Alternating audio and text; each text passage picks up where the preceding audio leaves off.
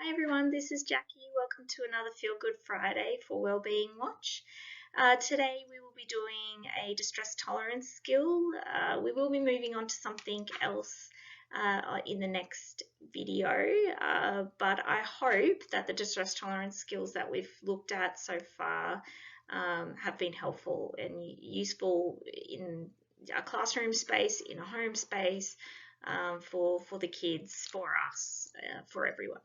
That's the beautiful thing about DBT and the skills within it, although it can be very useful for people with really big challenges and really big difficulties around managing distress.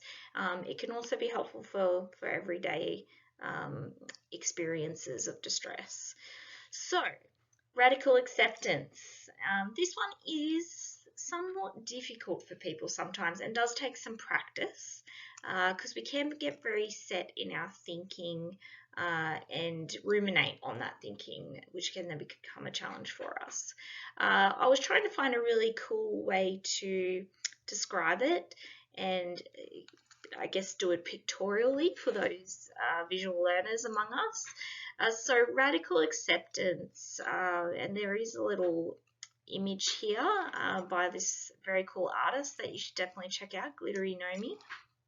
So she has said, and on one side she's got the distress, frustrated feeling, and has said that rejecting reality does not change reality. And I think that is a really cool way to put it. And then in order to change, first we have to accept. So unfortunately, within our world, there are lots of things that are outside of our control, and these are often the things that people get fixated and stuck on in terms of the thinking that contributes to them being caught in this constant state of distress. So we do have a few examples. So the example that we've got up there is from a really cool website called Therapist Aid, and I would encourage you guys to have a look at that. It's got some great stuff. So the situation would be you find out you were not selected for a job that you felt that you were the best candidate for, and that, you know, that's happened to a lot of us, if not all of us. It's a relatable challenge or situation. Typical thinking might be something like, this isn't fair, I did everything right, I was the best one there, they can't do this to me. So getting in that spiral of negative thinking and having the associated feelings with that. A radical acceptance example would be something along the lines of, it's frustrating that I didn't get the job, but I accept that they felt someone else would be a better fit. Now, you can probably at this point understand why I said this is a tough one. This is a hard one and takes practice.